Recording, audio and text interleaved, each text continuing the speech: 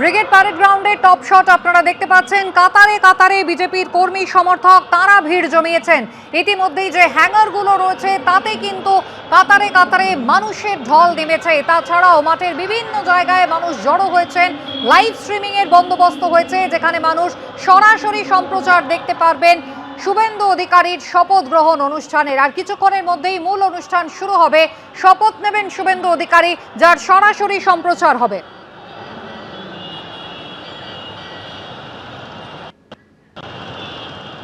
এখনো কিন্তু বিভিন্ন প্রান্ত থেকে বিজেপির কর্মী সমর্থকরা তারা ভিড় করে আসছেন, মিছিল করে আসছেন তারা ব্রিগেড প্যারেড গ্রাউন্ডে। তারা দেখতে চান, এই ঐতিহাসিক মুহূর্তের সাক্ষী থাকতে চান তারা।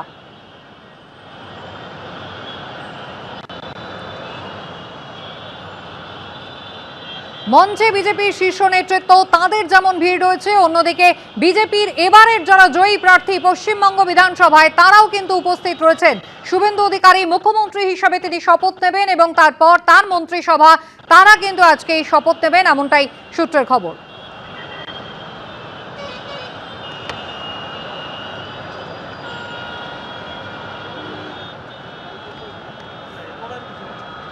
ভিড়টা কিন্তু অনেকটা ফাঁকা হয়ে গেল।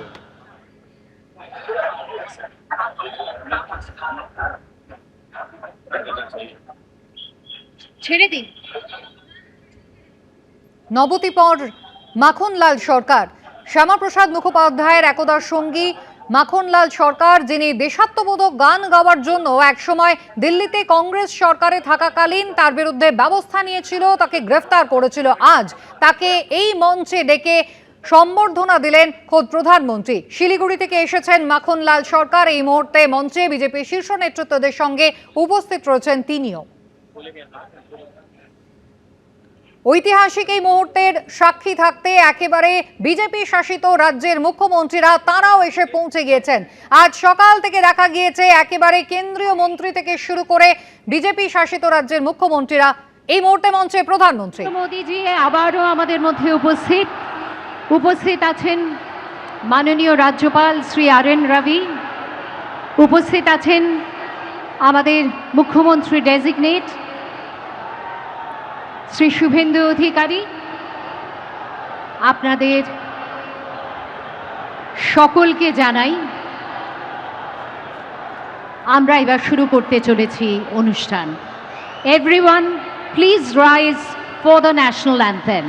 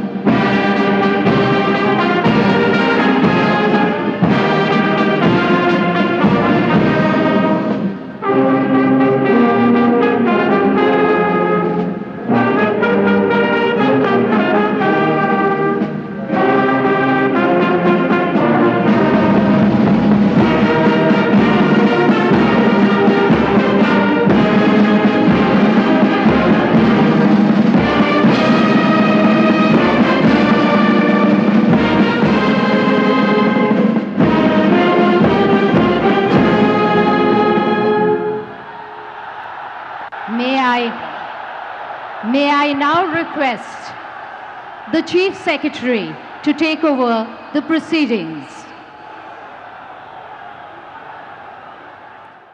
এবিপি আনন্দ, এগিয়ে থাকে, এগিয়ে রাখে।